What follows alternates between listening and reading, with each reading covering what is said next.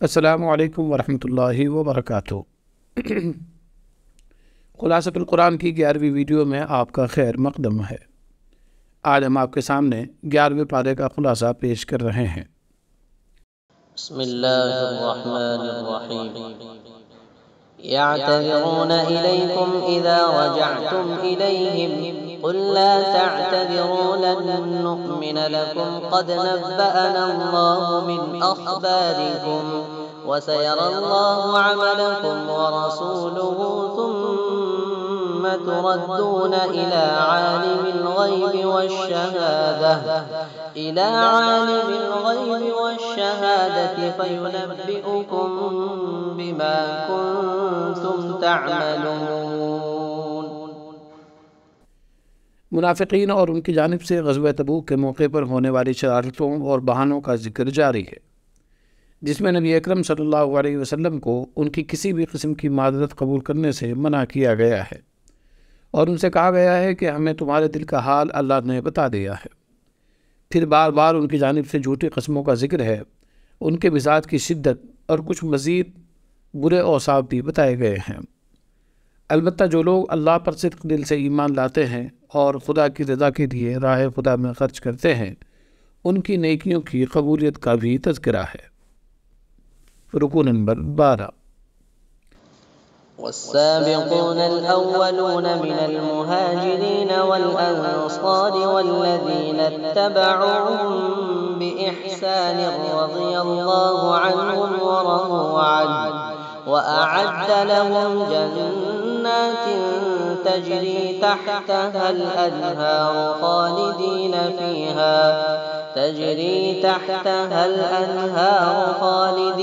فيها أبدا ذلك الفوز العظيم۔ اس رکوع میں مہاجرین اور انصار کی تعریف کی گئی ہے، انہیں رضا الہی اور جنت کا مستحق قرار دیا گیا ہے۔ پھر ایسے لوگوں کا ذکر ہے جن سے گناہ ہوا، پھر انہوں نے توبہ کی اور اپنے گناہ کا اعتراف کیا تو ان کے لیے مغفرت کا وعدہ ہے۔ نیز رسول اکرم صلی اللہ علیہ وسلم کو زکوٰۃ و صدقات وصول کرنے کا حکم ہے، جسے مسلمانوں کے مال کے لیے پاکیزگی کا سبب قرار دیا گیا ہے۔ اس کے بعد مسجد ضرار کا ذکر ہے۔ یہ وہ مسجد ہے جو منافقین نے اپنی خفیہ میٹنگوں اور مجلسوں کے لیے بنائی تھی۔ ان کی خواہش تھی کہ رسول اکرم صلی اللہ علیہ وسلم اس کا آغاز کر دیں۔ اللہ تعالیٰ کی طرف سے حکم نازل ہوا کہ اس مسجد کا مقصد مسلمانوں کے درمیان اختلاف اور سازش ہے، اس لیے اسے منہدم کر دیا جائے۔ رکوع نمبر 14۔ إن الله اشترى من المؤمنين أنفسهم وأموالهم بأن لهم الجنة يقاتلون في سبيل الله فيقتلون ويقتلون وعدا عليه حقا في التوراة والإنجيل والقرآن۔ اس رکوع میں ان مومنین کو جنت کی بشارت دی گئی ہے جو اپنی جان و مال اللہ کے راستے میں قربان کر دیتے ہیں، جو توبہ کرنے والے، عبادت گزار، اللہ کی تعریف کرنے والے، نماز کی پابندی کرنے والے، بھلائیوں کا حکم کرنے والے، برائیوں سے روکنے والے اور اللہ کے احکامات کا لحاظ کرنے والے ہیں۔ پھر نبی اکرم صلی اللہ علیہ وسلم کو حکم دیا گیا ہے کہ کسی مشرک کے لیے دعائے استغفار جائز نہیں، خواہ وہ کتنا ہی قریبی رشتہ دار ہو۔ اس کے بعد انصار و مہاجرین کا ذکر ہے جنہوں نے رسول اکرم صلی اللہ علیہ وسلم کا نہایت دشوار گھڑی میں ساتھ دیا۔ آخر رکوع میں 3 صحابہ کرام حضرت کعب بن مالک، حضرت ہلال بن امیہ اور حضرت مرارہ بن ربیعہ رضی اللہ عنہم کا تذکرہ ہے، جو غفلت اور سستی کی وجہ سے غزوہ تبوک میں شرکت نہ کر سکے تھے۔ ان تینوں نے سچے دل سے توبہ کی اور اللہ نے ان پر اپنا فضل فرما کر معاف کر دیا۔ رکوع نمبر 15۔ يا أيها الذين آمنوا اتقوا الله وكونوا مع الصادقين۔ اس رکوع میں اہل ایمان کو تقوی اور سچائی کی تعلیم دی گئی ہے۔ اس کے بعد کہا گیا ہے کہ راہ خدا میں مشقتیں اٹھانا، بھوک پیاس برداشت کرنا بھی ایک عبادت ہے۔ نیز اللہ کے راستے میں کم یا زیادہ ہر طرح کا صدقہ نہایت قابل قدر ہے۔ آخر رکوع میں حکم ہے کہ دینی علوم سیکھنے اور اس کی نشر و اشاعت کے لیے ایک جماعت کا اسی کام میں منہمک ہونا ضروری ہے۔ رکوع نمبر 16۔ يا أيها الذين آمنوا قاتلوا الذين يلونكم من الكفار وليجدوا فيكم غلظة واعلموا أن الله مع المتقين۔ سورہ توبہ کے آخری رکوع میں مسلمانوں کو حوصلہ، شجاعت اور جہاد کی تعلیم دی گئی ہے۔ اس کے بعد قرآن کریم کے تعلق سے منافقین کے اعراض اور کچھ بیہودہ حرکتوں کا تذکرہ ہے۔ اخیر صورت میں رسول اکرم صلی اللہ علیہ وسلم کے دل میں مسلمانوں کے لیے جذبہ شفقت و رحمت کو بیان کیا گیا ہے۔ سورہ یونس، یہ مکی صورت 11 رکوع اور 109 آیات پر مشتمل ہے۔ رکوع نمبر 1۔ بسم اللہ الرحمن الرحیم۔ الف لام را تلک آیات الکتاب الحکیم۔ سورت کی شروعات میں مومنین کے لیے اچھے انجام کی بشارت ہے، جبکہ کفار کی بدبختی یہ تھی کہ وہ نبی اکرم صلی اللہ علیہ وسلم کو جادوگر قرار دیتے تھے۔ پھر بیان کیا گیا ہے کہ اللہ رب العزت نے آسمان و زمین کی تخلیق 6 دنوں میں کی ہے۔ وہی سب کا خالق و مالک ہے۔ اسی نے سورج و چاند بنائے جس کے ذریعے سالوں اور مہینوں کا نظام چل رہا ہے۔ اسی نے پہلی زندگی دی اور وہی مرنے کے بعد والی زندگی دے گا۔ ان چیزوں میں غور و فکر کا تقاضا یہ ہے کہ عبادت بھی اسی کی کرنی چاہیے۔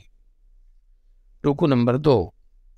وَلَوْ يُعَجِّلُ اللَّهُ لِلنَّاسِ الشَّرَّ اسْتِعْجَالَهُم بِالْخَيْرِ لَقُضِيَ إِلَيْهِمْ أَجَلُهُمْ فَنَذَرُ الَّذِينَ لَا يَرْجُونَ لِقَاءَنَا فِي طُغْيَانِهِمْ يَعْمَهُونَ۔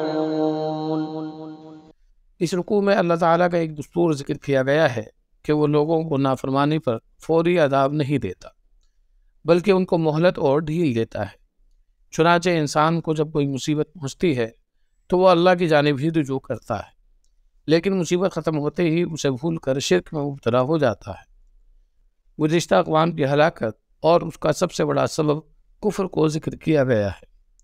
کفار کی ایک حماقت یہ بھی ذکر کی گئی ہے کہ وہ رسول اکرم صلی اللہ علیہ وسلم سے قرآن کی آیات میں تبدیلی کا مطالبہ کرتے تھے، جس کا جواب رسول اکرم صلی اللہ علیہ وسلم نے یہ دیا کہ یہ میرے اختیار میں نہیں، میں تو اللہ کی وحی کے تابع ہوں۔ اس کے بعد شرک کی مذمت کی گئی ہے۔ رکوع نمبر 3۔ وَإِذَا أَذَقْنَا النَّاسَ رَحْمَةً مِّن بَعْدِ ضَرَّاءَ مَسَّتْهُمْ إِذَا لَهُم مَّكْرٌ فِي آيَاتِنَا قُلِ اللَّهُ أَسْرَعُ مَكْرًا إِنَّ رُسُلَنَا يَكْتُبُونَ مَا تَمْكُرُونَ۔ اس رکوع میں انسانوں کے ناشکری کو ایک مثال سے بیان کیا گیا ہے کہ جب لوگوں کو مصیبت پہنچتی ہے تو اللہ کی جانب رجوع کرتے ہیں، لیکن بعد میں بھول جاتے ہیں۔ اسی کے ذیل میں اللہ تعالیٰ کی چند مظاہر قدرت کا تذکرہ ہے۔ اس کے بعد دنیاوی زندگی کی بے ثباتی اور ناپائیداری کا ذکر ہے۔ پھر مومنین اور کفار کا اخروی تقابل ہے کہ مومنین کو تو جنت کی نعمتیں نصیب ہوں گی، جبکہ کفار اپنی بداعمالیوں کی وجہ سے ذلیل و رسوا ہوں گے، اور جن معبودوں کو اللہ کا شریک ٹھہرانے کی وجہ سے ہی جہنم رسید ہوں گے، آخرت میں وہ خود ان سے برات کا اظہار کریں گے۔ رکوع نمبر 4۔ قُلْ مَن يَرْزُقُكُم مِّنَ السَّمَاءِ وَالْأَرْضِ أَمَّن يَمْلِكُ السَّمْعَ وَالْأَبْصَارَ وَمَن يُخْرِجُ الْحَيَّ مِنَ الْمَيِّتِ مِنَ الْحَيِّ وَمَن يُدَبِّرُ الْأَمْرَ فَسَيَقُولُونَ اللَّهُ فَقُلْ أَفَلَا تَتَّقُونَ۔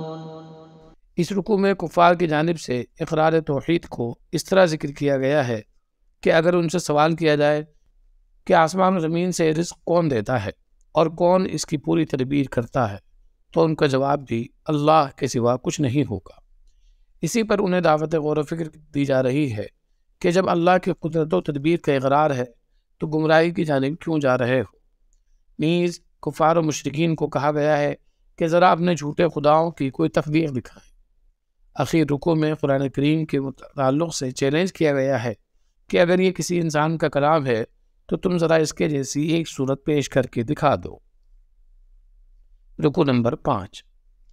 وَإِن كَذَّبُوكَ فَقُل لِّي عَمَلِي وَلَكُمْ عَمَلُكُمْ أَنتُم بَرِيئُونَ مِمَّا أَعْمَلُ وَأَنَا بَرِيءٌ مِّمَّا تَعْمَلُونَ۔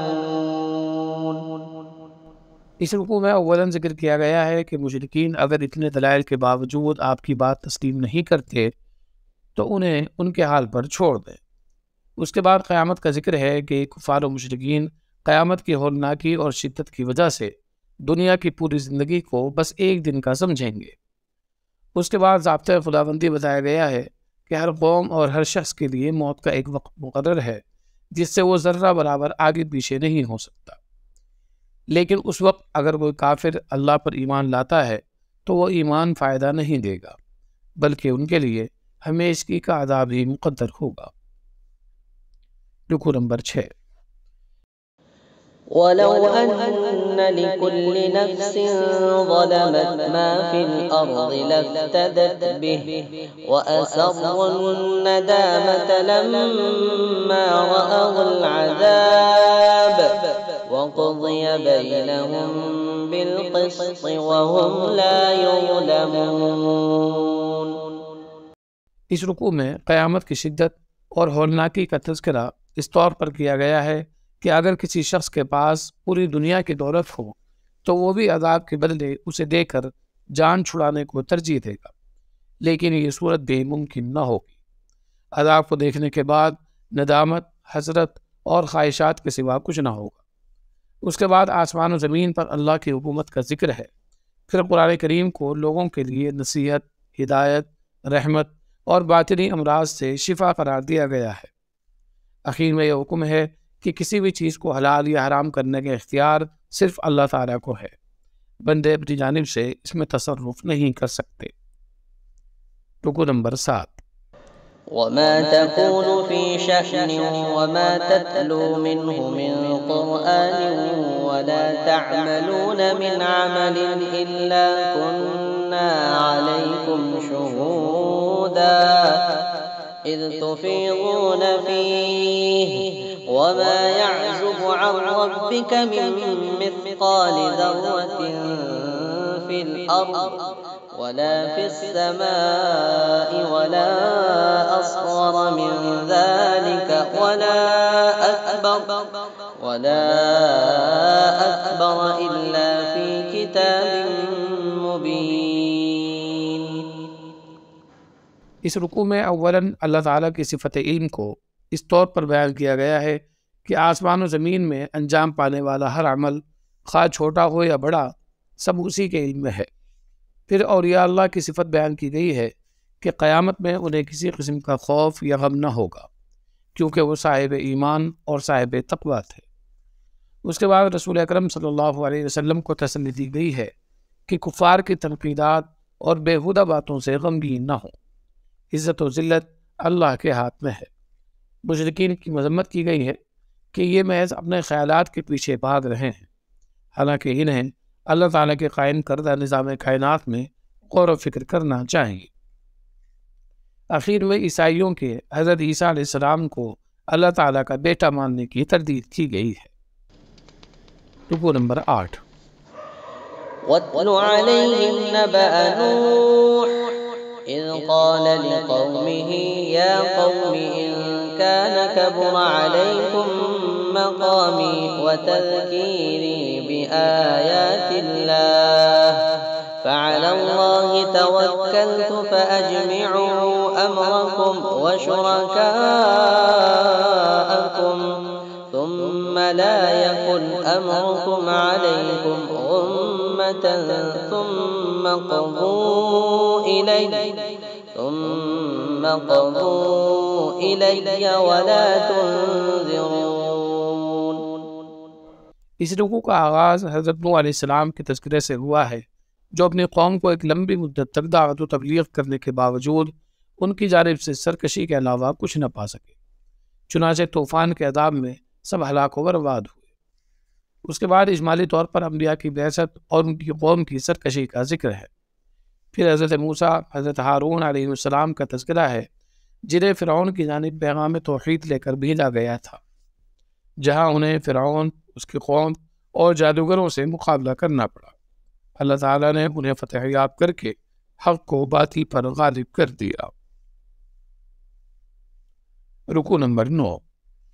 فما آمن لموسى إلا ذرية من قومه على خوف من فرعون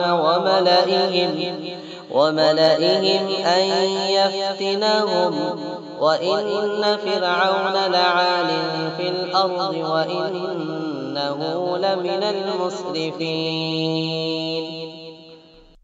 اس رکوع میں بتایا گیا ہے کہ حضرت موسیٰ علیہ السلام کی دعوت پر ابتدا میں چند لوگ ہی مسلمان ہوئے۔ ان کے دلوں میں فرعون کے ظلم کا خوف تھا۔ حضرت موسیٰ نے ان کو اللہ پر توکل کا حکم دیا، پھر ان مومنین نے اللہ تعالیٰ سے اپنے لیے دعا مانگی۔ اس کے بعد فرعون کے دریا میں غرق ہونے کا ذکر ہے کہ غرق ہوتے وقت فرعون نے ایمان لانے کا اقرار کیا، لیکن اس وقت تک بہت دیر ہو چکی تھی، چنانچہ وہ ہلاک ہوا اور اس کی لاش کو آنے والی نسل کے لیے نشان عبرت بنا دیا گیا۔ رکوع نمبر 10۔ وَلَقَدْ بَوَّأْنَا بَنِي إِسْرَائِيلَ مُبَوَّأَ صِدْقٍ وَرَزَقْنَاهُم مِّنَ الطَّيِّبَاتِ فَمَا اخْتَلَفُوا حَتَّىٰ جَاءَهُمُ الْعِلْمُ إِنَّ رَبَّكَ يَقْضِي بَيْنَهُمْ يَوْمَ الْقِيَامَةِ فِيمَا كَانُوا فِيهِ يَخْتَلِفُونَ۔ اس رکوع کی ابتدا میں بنی اسرائیل پر اللہ کے انعامات کا ذکر ہے، اس کے بعد ان کے باہمی اختلافات کا تذکرہ ہے۔ پھر حضرت یونس علیہ السلام کی قوم کا واقعہ ہے کہ جب انہوں نے عذاب الہی کو دیکھا تو فوراً اپنے کفر سے توبہ کی اور ایمان لے آئے۔ اللہ تعالیٰ نے ان پر اپنا خصوصی فضل فرمایا اور عذاب ٹال دیا۔ یہ خاص معاملہ صرف حضرت یونس کی قوم کے ساتھ تھا، دوسرے لوگ اس پر اپنے آپ کو ہرگز قیاس نہ کریں۔ رکوع نمبر 11۔ قل يا أيها الناس إن كنتم في شك من ديني فلا أعبد الذين تعبدون من دون الله ولكن أعبد الله الذي يتوفاكم وأمرت أن أكون من المؤمنين۔ سورہ یونس کے آخری رکوع میں رسول اکرم صلی اللہ علیہ وسلم کو ہدایت ہے کہ لوگوں کو توحید کی دعوت دے۔ ساتھ ہی بتایا گیا کہ نفع اور نقصان صرف اللہ کے ہاتھ میں ہے۔ اگر کسی کو نقصان پہنچانا چاہیں تو کوئی اسے دور نہیں کر سکتا، اور اگر کسی کو فائدہ پہنچانا چاہیں تو اس کے فضل و کرم کو کوئی روک نہیں سکتا۔ آخر میں ہدایت ہے کہ دین کے لیے کوئی زبردستی نہیں، جو ہدایت پر آتا ہے اس کا فائدہ اسی کو ہوتا ہے، اور جو گمراہ ہوگا وہ خود اس کا نقصان اٹھائے گا۔ سورہ ہود۔ یہ مکی صورت 10 رکوع اور 123 آیات پر مشتمل ہے۔ رکوع نمبر 1۔ بسم اللہ الرحمن الرحیم۔ الف لام را کتاب احکمت آیاته ثم فصلت من لدن حکیم خبیر۔ سورت کی ابتدا میں کتاب اللہ کی شان ذکر کی گئی ہے، اس کے بعد توحید کی دعوت ہے، پھر اچھے انجام کے لیے توبہ اور استغفار کی ترغیب ہے، کیونکہ اللہ تعالیٰ ہر ظاہر اور پوشیدہ چیز کو جاننے والا ہے۔